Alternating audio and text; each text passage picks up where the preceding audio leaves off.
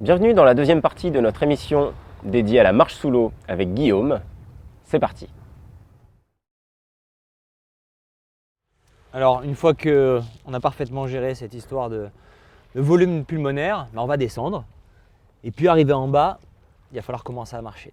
Le premier problème vraiment véritablement aquatique, c'est la position que l'on va adopter. Si on dit qu'on veut marcher sous l'eau, forcément, la marche, c'est une activité terrestre. Donc forcément, il y a tous les repères et tout notre apprentissage de la bipédie qui va revenir. Donc comment tu es sur terre quand tu marches? Debout. Tu es droit, tu es debout, et puis tu avances. Ça marche là, sur terre, on est d'accord? Ça fonctionne plutôt bien. Ouais. Voilà. Bah, si tu essayes sous l'eau, ça marche pas. À ton avis, pourquoi? Je vais faire comme s'il y avait de l'eau. Voilà. Ça, c'est la résistance de l'eau. Tu vois? Ok. Et donc je je vais me cambrer du coup. Tu vas te cambrer et tu vas surtout ne pas avancer. Ouais, tu pédales, tu vas te retrouver dans une forme de déséquilibre. Et puis là, tu vas chercher. Tu vas dire qu'est-ce que je vais utiliser. Tu utilises soit les mains, soit tu vas dire ça marche pas, je remonte. Donc la position du corps dans l'eau, elle est essentielle. Instinctivement, tu vas vouloir baisser le centre de gravité et aller en général jouer sur l'extrême opposé. Donc c'est bien, même en tant qu'exercice, d'aller essayer l'extrême opposé. Donc l'extrême opposé, c'est comme dans les rêves. Je ne sais pas s'il y en a plein, j'ai pas mal discuté avec des gens qui m'ont dit que, et moi je rêve aussi de ça, quand on essaie de s'enfuir dans un rêve et qu'on a du mal à courir parce qu'on est lent, qu'est-ce qu'on va faire?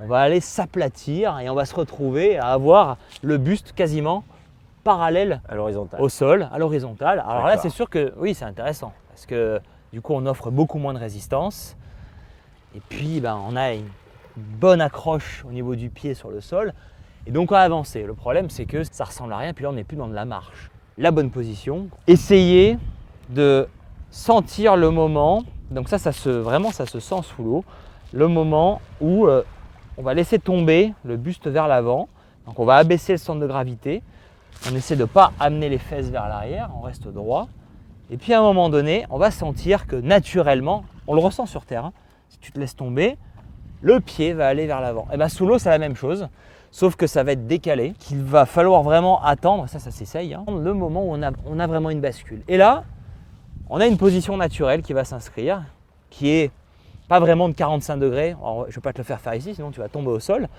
mais qui va se rapprocher de 45 degrés. Et là, à partir du moment où on a cette position, on peut considérer que c'est le juste milieu, qui se rapproche visuellement d'une esthétique du marcheur sur terre, à mi-chemin entre la marche et la course, mais qui est suffisamment esthétique et efficace pour créer l'avancement. Et c'est assez rigolo dans cette autre prise de conscience de notre corps dans l'eau. Vous savez, quand on est dans l'eau, on est toujours dans un rapport de nageur avec un certain type de mouvement de nage. Et là, on va essayer de mixer les univers. On va essayer de mixer notre nature profonde avec la nature aquatique. Et donc, ça demande forcément un certain temps d'adaptation, d'apprentissage. Alors on aborde la section matériel, du coup j'aurais besoin que tu me conseilles en termes d'équipement pour pouvoir arriver à marcher sous l'eau dans de bonnes conditions. Pour pratiquer la marche sous l'eau, c'est assez simple finalement, parce qu'on n'a pas de palme, donc du coup on part assez léger. L'idéal c'est d'être en maillot de bain avec un masque, parce que sans combinaison, le corps va couler beaucoup plus facilement, et donc ça va faciliter l'ancrage au sol. Si l'eau est un peu fraîche, on peut prendre une combinaison, mais l'idéal c'est que ce soit la combinaison la plus fine possible. Je dirais que selon les terrains sur lesquels on évolue, ça peut être intéressant de se protéger les pieds, d'avoir une petite paire de chaussons. Disons que ça rajoute un petit élément de sécurité qui est intéressant. Comme toutes les formes d'apnée, quel que soit le type d'apnée, même si c'est de l'apnée qui est peu profonde, si c'est du ludique, si on marche sous l'eau, il faut amener quelqu'un avec soi. Je ne sais pas si on peut l'appeler ça de l'équipement, mais c'est ne pas le faire tout seul. Parce que on s'immerge, on descend, on a peu d'air dans les poumons, donc il faut toujours qu'il y ait quelqu'un en surface qui surveille, et puis comme ça on peut alterner l'un et l'autre. Et pour terminer, je dirais que pour commencer, si on veut se familiariser et avoir ses premières sensations sans trop s'embarrasser de trop de conseils techniques. Si on veut juste essayer une première fois, on peut faire ce que font les surfeurs qui utilisent la marche sous-marine en apnée comme forme d'entraînement depuis très longtemps. On a vu des images à Hawaï de surfeurs qui dans les années 70 s'entraînaient comme ça. Et va prendre un bloc, un rocher sous l'eau. Donc ça, c'est pratique, il n'y a pas besoin d'investir grand-chose. On le trouve là où on est. Et le rocher va nous permettre d'avoir un bon appui, va nous permettre de trouver une position qui est adéquate et va nous permettre de ressentir les premiers gestes de la marche sous l'eau.